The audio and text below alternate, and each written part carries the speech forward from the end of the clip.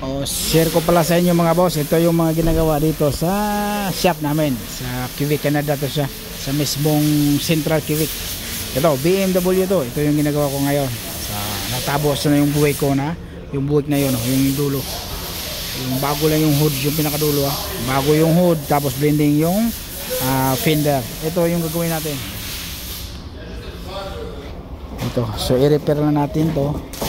Hindi naman aluminum yan i-check natin kung aluminum ba.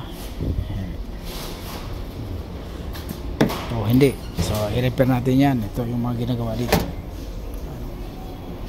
Yan, ito Nissan. Yan, oh. BMW yung kabayan ha, 2-door lang yan. Yung mga ginagawa ito. So ito naman Volvo. So maliit lang yung shop kabayan, hindi ganong kalaki yan. Ito, so mga tatlong latiro. Yan, tatlo kaming latiro dito ha. Yung painter dalawa. So palitan yon sa preparasyon sa kapintura. Yung pag other week, yung isa na naman magpreparasyon. Tapos yung isa magpipintura. Sa other week na naman palitan silang dalawa. So ayan. Tapos mayroon kaming tiga-symbol na isa din. Yan, dalawang kasama ko. Si RB yun oh. Ito yung dito yung preparasyon naman. Yan, oh. Ito. Tapos mayroon pa doon yung labad kabayan sa likod din ng poron.